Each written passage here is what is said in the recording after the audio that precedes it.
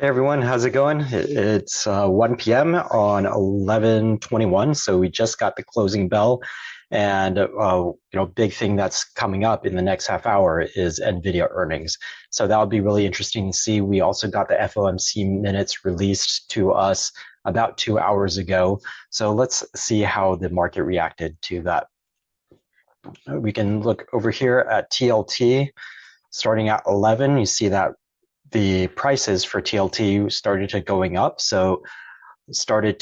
up. So the anticipation of interest rates remaining the same was reaffirmed in those minutes. And so we got this movement upwards and then a little bit of a spike in the last 2 minutes right here.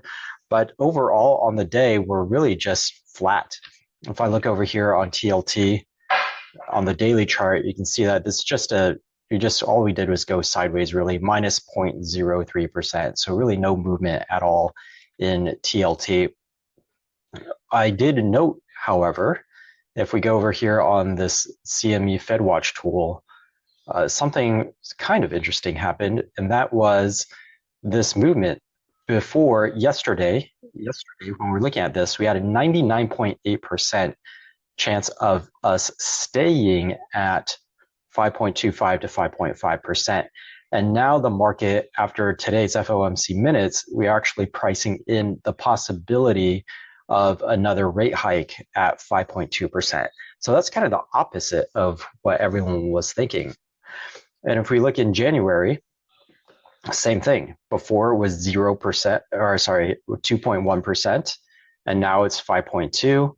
And then we had a 0.2% chance of us lowering, and now it's at 0%. So maybe people are starting to wake up to what I was saying. Maybe they got the memo and we're starting to get a little bit more rationality back in the markets. But unfortunately, I think that's as far as it goes. So if we look over here, we had a 27.5% chance of a rate decline, but now we're at 28.4. So that went up a little bit, but at least the possibility of a rate hike went up as well. And if I look out to May, we're just all over the place. So a slightly more chance of a 50 basis point rate cut, a 0.1% chance higher of a 25 basis point rate cut, but we're also 1.2% higher chance of a 25 basis point increase. So markets are a little bit confused. There's pricing in all sorts of different scenarios right now, and that's true in the stock market as well. But at least we're seeing some possibility of some rationality, somewhat coming back into this bond market.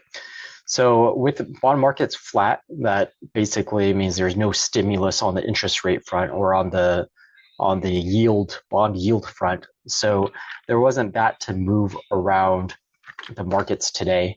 And so we basically got a flat movement sideways. We're down a little bit, 0.22%. That was the slight negative bias that we talked about going into the market, pre-market. And that nothing really panned out over there. So during the day, you can see that we started down, we moved back up, but ever since those Fed minutes were released, or actually an hour before the Fed minutes were released, we started to get volatility. But the interesting thing to note is this time, the volatility bars are not hugely bigger than pre-market or pre-announcement. So you can see that some of these bars are, yes, they're like 2.5 times larger, but we've seen much, much, much larger. For the most part, these bars are pretty much the same size before and after. Some bars are larger, but most of the bars are about the same size. This is something very different than what we've seen in other FOMC minutes. So one of two things is happening. Either people are becoming less sensitive to it, and then the Fed is going to play a less important role in the markets in the near future, or, which is the probably more likely scenario, is it's Thanksgiving week. There's really not that many participants, and that could have gone either way. It could have meant that we had these huge wild swings, or it's just no one's paying attention. Everyone's just falling asleep right now. And so that is probably what we're getting right now. So we did, in terms of range of trading, we did get increased volatility, but on a per minute basis, we did not get that extreme swing in volatility. So we're not going to expect too much going into tomorrow or going into Friday. Those should be very quiet days unless we get gaps. So there's some sort of news overnight, unexpected news, and we start gapping because there is low liquidity in the markets. The other thing to note right here is NVDA. NVDA was flat trading into the last half hour of the market. Then it went way down, then recovered, then came back down, and then recovered to pretty much be flat. So we got extra volatility in the last half hour, probably people trying to put into positions to capture earnings. And in the aftermarket, it went higher, but we're still getting that volatility. So there's a very mixed bag, a lot of different opinions of what might happen with NVIDIA. I did see very large options prints in puts in NVIDIA, but very dangerous, very risky. So whoever was doing that was an institution based on the size, and they probably know what they're doing, but it's probably size appropriate to their portfolio. So just because there was millions of dollars traded doesn't necessarily give us a strong directionality. It's just, especially on a earnings like NVIDIA, as something that has the potential to really miss by a lot or really crush it by a lot. So these are not trades that we want to follow into. Like I said, this week, I'm not doing any earnings trades whatsoever because of the thin liquidity in the markets, and we can easily get outsized swings. The interesting thing to note is that in NVIDIA in particular, if we look at the volatility in NVIDIA on this most recent expiration, the closest expiration, they're only pricing in a $36 move. And I say only, that's a pretty big move. But I say only because in the last earnings cycle, it was over $100. So a lot less volatility priced into the market because of that, but also the reflection of probably less participation in the market because of the holiday week. But with something like NVIDIA, as big as NVIDIA is right now in the market, one of the Magnificent Seven, as I was saying in the pre-market, it's a pretty important stock. Some people would log in from remotely, even if they're on a vacation, to trade it. So we definitely want to watch when it gets released. It should be in the next 15 to 30 minutes.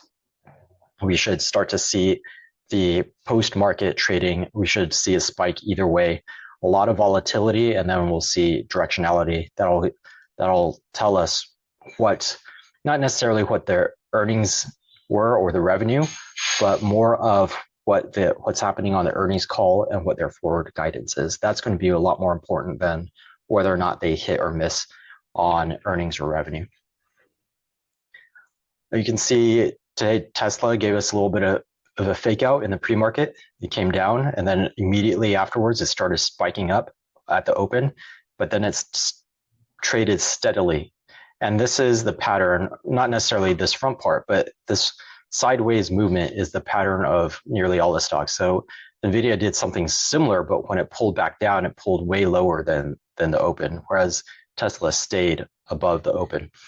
But otherwise, you can see that after that, the initial pattern is pretty much the same, mostly sideways choppy movement. If I look at things like Amazon, same thing, huge movement at the open, but then after the first hour, low volatility, mostly sideways movement. And again, that's a reflection of the holiday week. We're probably going to get action just like that for the rest of the week. So either overnight gaps and then a correction in the morning, either whether it's up or down, or the initial first hour trading volatility and perhaps directionality, and then quiet for most of the rest of the day. So that's the pattern that we're going to look out for the rest of this week. Other than that, I think we see, so S&P 500 still up there, still waiting for a pullback that, as time goes on, feels more and more imminent. So I read a interesting quote. So one of the traders who called me yesterday sent me one of his articles that he sent to his followers, and he wrote in his article that bull markets try to take as few people with them as possible, and bear markets try to take as many people with them as possible. I thought that was an interesting way of wording things, right? So basically, everyone has their own twist of this idea that markets have a tendency to quote unquote cause maximum pain, meaning that when what everyone expects is the opposite of what it actually does.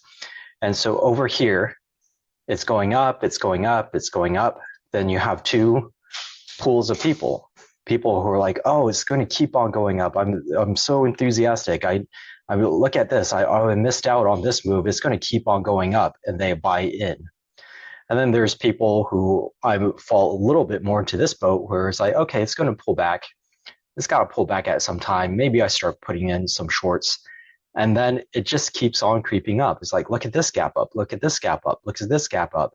And maybe I start putting in some shorts right here. And I look at this, and it just keeps on creeping up until I get really uncomfortable with my short positions. And then at some point, I get disgusted and say, okay, fine. I guess you're not going down. So I'll flip my position or I'll close more shorts. And that combination of lots of people fearing missing out and the people who were short kind of giving up on the shorts, that's the moment, because what we do is get all this buying pressure to the upside, and then that's when the huge institutions start selling like crazy, and then we get that pullback. So I'm going to avoid that. I'm not positioned super short, like I said, just because my view is that we are going to get a pullback. My portfolio is a lot more conservative. So as I showed you in our hedging this morning, is overall, we want to respect the trend that we're in. And on a 1 month and longer basis, we want to be long. It's only in this 1 or 2 week basis that we're considering shorts and considering hedging ourselves against this pullback. So timing wise is very important. This is a very important distinction between a portfolio guy and a trader. So a trader looks at his trade and says, okay, am I going to make money on this one? Am I going to make money on this one? What's my view here? And they have a limited number of positions, and all positioned to their short-term or viewpoint. Short-term meaning depending on what their normal time frame is. Some people are day traders, some people are overnight traders, some people are swing traders for a couple of weeks or swing traders for a month or two. Some people are momentum 1 to 3 month trades. Some people are longer term investors. So either way, we have a tendency to become myopic and just trade that whatever time frame we're looking at in terms of the length of our trades. But a portfolio guy will always be aware of all his positions and how they all fit with the overall picture, the foundational picture of what the overall markets are doing. So we're always doing something in the context of the overall markets rather than in the context of single trades. So that's really important to keep in mind. So unless you're just a transactional trader, transactional meaning that I know that I have a 70% win rate, and I know how to allocate my position size. So it's okay. 70% of them I'm going to win, and 30% of them I'm going to lose. And I'm just going to watch my portfolio go like this and go up over time because I'm winning more than I'm losing, and I'm controlling my risk well. That's one way to approach trading. The other way is to be aware of all your positions and to manage your entire portfolio rather than try to manage your trades. So a trader might have 1 to 5 positions, sometimes 8 positions or 10 positions at a time, whereas a portfolio guy might have dozens or hundreds of positions, so that they're all being balanced and steadily moving into a profitable direction. So you got to decide which one you are. Even if you are a trader and you only have 2 or 3 or 5 positions, it's still beneficial to be able to look at it in terms of a portfolio view. So we'll be talking a lot more about this on a daily basis to get your head around it. And you can see the difference between the way that a portfolio manager looks at the markets versus how a trader is looking, not even necessarily at the markets. Some traders don't even care what's going on in the markets. They say, this is my setup. This is it. I know I have a 70% chance and I'm going to take it. Doesn't matter what the market is doing. And either way, you can be very successful. So you just have to choose what feels better for you. So tomorrow or today, in a few minutes, we're going to watch what happens with the NVDA trade. We're going to see what the morning reaction is, because that initial surge in the post-market trading is not always the ultimate direction. We'll see how we're opening up tomorrow morning as well. And then really tomorrow, the session before Thanksgiving, we're really not expecting a lot of movement or a lot of directionality necessarily. So it will probably end up being a very quiet day, but we'll find out tomorrow morning. And I will see you then. If you're interested, you can watch in the next 10 or 15 minutes what actually happens in the NVIDIA trade. But we'll be talking about it tomorrow morning. Have a wonderful rest of your day, guys, and I'll see you tomorrow.